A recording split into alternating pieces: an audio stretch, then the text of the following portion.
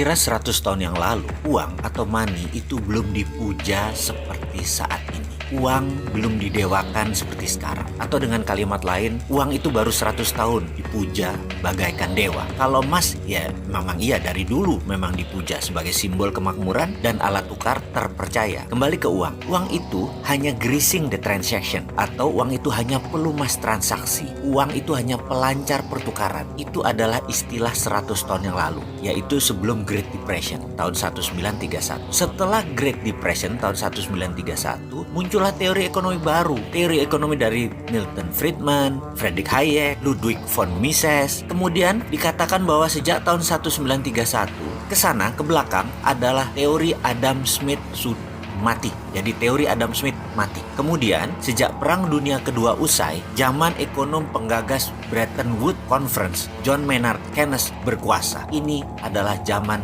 Keynesian. Dalam zaman Keynesian, kata inflasi dan central bank adalah kuncinya. Uang menjadi harta sejajar emas. Walau faktanya pada kertas tertulis angka 50.000 dan lembaran 100.000, nilai kertasnya sama, nilai intrinsiknya sama. Tapi kok beda ya untuk ditransaksikannya? Itulah arti uang sekarang. Memiliki uang menjadi Tuhan tersendiri. Uang menjadi dipuja, uang bahkan disembah. Namun ada fakta baru. Di tahun 2008 ketika subprime mortgage terjadi, hancurlah bank, hancurlah raja uang, mitranya Federal Reserve. Maka dengan lantang kita seharusnya berani mengatakan Keynesian is dead atau Keynesian sudah mati. Teori Keynesian usang.